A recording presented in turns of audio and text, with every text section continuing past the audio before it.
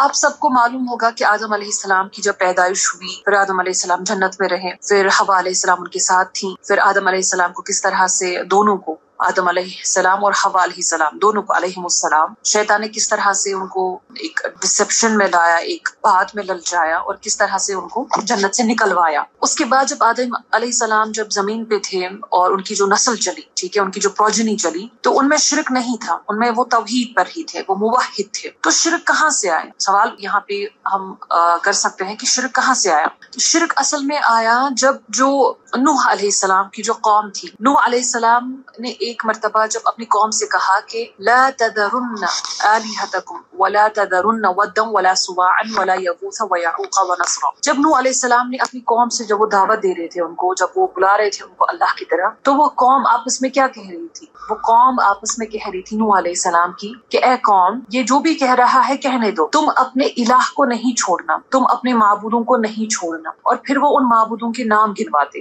نوح علیہ السلام کی قوم، مشرکانہ قوم، وہ کہتی ہیں اپنے معبود ود، سوا، یغوث، یعوق اور نصر کو نہیں چھوڑنا۔ سو یہ جو لوگ تھے ود، سوا، یغوث، یعوق اور نصر، یہ اصل میں کون تھے؟ یہ 5 نام جو تھے یہ ان کے زمانے کے کافی متقی لوگ گزرے ہیں، ٹھیک ہے، اپنے زمانے کے نوح علیہ السلام کی قوم میں سے یہ 5 افراد جو تھے یہ بہت متقی تھے، بہت پائس لوگ تھے، بہت اللہ کے ولی سمجھے آپ یہ تھے۔ تو جب یہ 5 افراد، جب یہ 5 پرسنالٹیز، جب ان کی ڈیتھ ہو گئی، تو شیطان ان لوگوں کے پاس آیا جو وہاں پہ موجود تھے، جو زندہ لوگ، اور ان سے کہا، اب شیطان کس طرح سے آیا؟ سوال اٹھتا ہے۔ شیطان کبھی کسی پرسن کی صورت میں آتا ہے، واقعی کسی انسان کی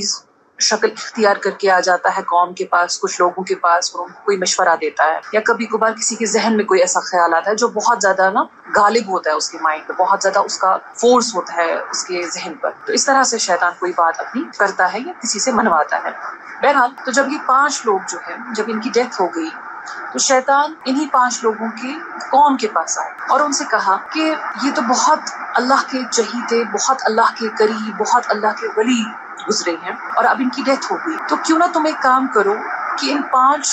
جو یہ لوگ ہیں جو کہ تمہیں اللہ کی طرف بلاتے تھے، اللہ کے بارے میں ریمائنڈ کراتے تھے، اب یہ نہیں رہے، تو کیوں نہ ایک کام کریں ہم کہ ہم ان کے بت بناتے، آئیڈلز بناتے، اسٹیچوز بناتے، اور جب ہم ان اسٹیچوز کو دیکھیں تو ہمیں اللہ کی یاد دوبارہ سے یاد تازہ ہوگی اور ہم اللہ کی مزید اور زیادہ عبادت کیا کریں۔ خیال تو بہت بہترین تھا، جو بھی سمجھے گا وہ تو کہے گا کہ ہاں بھائی یہ تو کافی نیک خیال لگ رہا ہے، بہت عمدہ بہترین خیال لگ رہا ہے۔ ان کے اسٹیچوز بنائیں گے اور ان اسٹیچوز کو، یعنی آئیڈلز، بت، ان کو جب بھی یہ ہم دیکھیں گے تو ہمیں یاد آئے گی اللہ کی، یہ بھی ہمیں اللہ کی ہی یاد دلاتے تھے، یہ بھی ہمیں اللہ کے بارے میں ہی بات چیت کیا کرتے تھے، تو ہم ان بتوں کو دیکھ کر اللہ کی یاد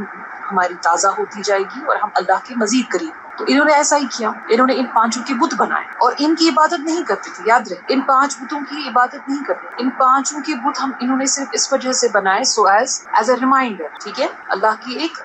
یاد دہانی کے لیے۔ پھر لیٹر جو ان کی جنریشنز آئی تو ان میں شیطان نے یہ بات ڈالی کہ تمہارے جو آباء و اجداد تھے، تمہارے جو فور فادرز تھے، they used to worship these idols، وہ ان کی عبادت کرتے تھے۔ تو اب دیکھیں عبادت جو بنی ان بتوں کی، وہ کہاں سے بنی؟ ریسپیکٹ سے، ریورنس سے، یعنی اتنی جو عزت و اکرام ان کی جا رہی تھی وہی کنورٹ ہوئی انٹو ورشپ۔ اور یہ وہ 5 بت ہے کہ جو بعد میں جب نبی صلی اللہ علیہ وسلم کے زمانے میں جب کعبہ میں وہ بت تھے 360 بت، ان 360 بت میں یہ 5 بت بھی تھے۔ تو آپ دیکھیں کہ ان کی جو